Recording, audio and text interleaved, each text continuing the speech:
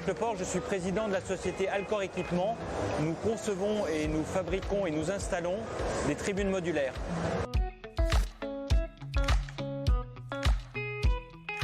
On s'est rendu compte dans notre activité qu'à chaque fois qu'on démarre dans un pays et qu'on présente ce que l'on fait, on a des débouchés.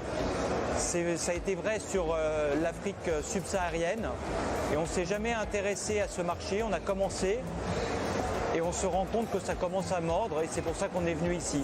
Il y a un certain nombre d'années, on a fourni la chaîne de télé 2M en tribune pour ses studios. Et là récemment, on a gagné un appel d'offres pour construire 5000 places réparties sur 12 plages pour des terrains de beach soccer. Oui, on a une fibre africaine. Moi, il se trouve que je suis né moi-même au Bénin, donc ça aide. Mais on a construit des stades ou participé à la construction des stades pour des CAN au Cameroun, en Côte d'Ivoire et en Mauritanie pour la CAN des moins de 20 ans, mais également d'autres infrastructures sportives pour des stades de proximité ou pour des fêtes nationales.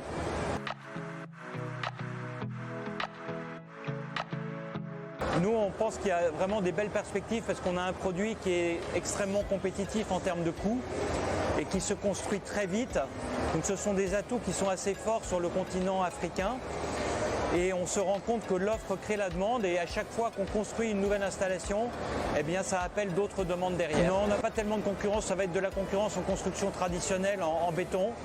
Mais pour l'instant, c'est un marché où on est pratiquement l'un des seuls et on occupe déjà bien le terrain, on est reconnu sur le continent, ce qui nous aide également. Oui, elle correspond à un besoin et nous on pousse, mais on a un gros travail pédagogique à faire pour que sur les grandes infrastructures sportives qui sont construites pour les CAN, qu'il y ait une partie qui soit construite en modulaire et que ces parties-là puissent être démontées et remontées dans des villes, dans des villages et que ça bénéficie au plus grand nombre.